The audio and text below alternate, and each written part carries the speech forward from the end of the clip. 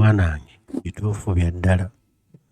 Tunula nkaliriza weetegereze bituufu bya halaali. Omusilikale ono lumu yalabibwako ng'ayamba omwana omuto okwekalakaasa okwaliwo. Olwaleero alabiddwako nga naye atikkiddwa. Nze mbadde simanyi nti nabo basoma.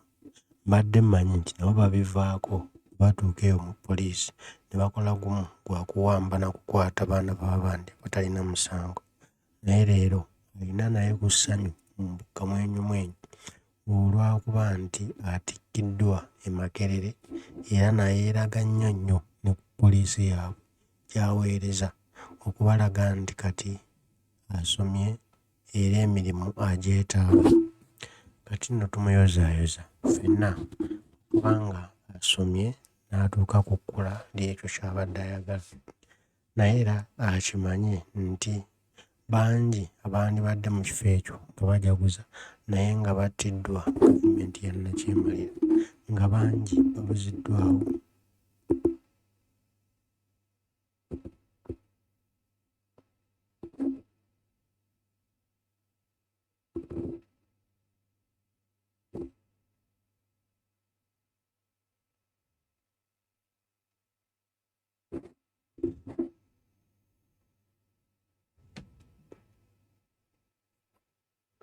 Era nze naawe ffenna tugamba nti wadde oli mu byambalo, wadde okutta emmundu, tekikkakatako kutyoboola ddembe lya buntu.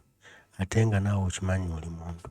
Tunazzeeyo asomye ayagala ate alinnye mu ofiisi eddaala naye nga tamanyi nti bangi abandyagadde okulinnya eddaala nga yabatta, nga yabamenya, nga yabafuula baawenga. Kati nno kino kituwa ekyokulabirako nti abantu benna ffe tuli kyekimu. Zino yunifoomu n'emmundu bibawagira bwereere, bibamalako biseera bya bwereere. Ffenna tuli muntu omu.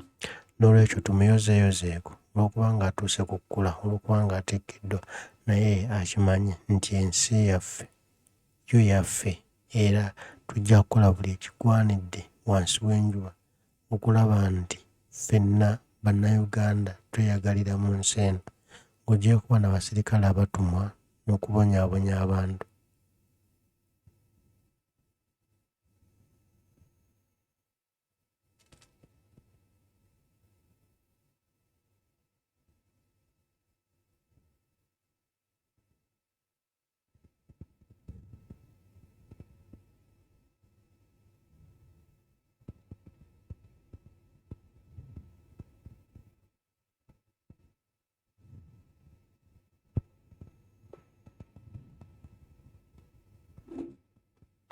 Kati nno nga tumuyozaayoza twagala ne tujjukire bantu baffe, baganda baffe, bafuutisooja bannaffe abattiddwa, ab'amagye, abasirikale ba poliisi nga tebalina musango, n'abo abali mu nkomyo.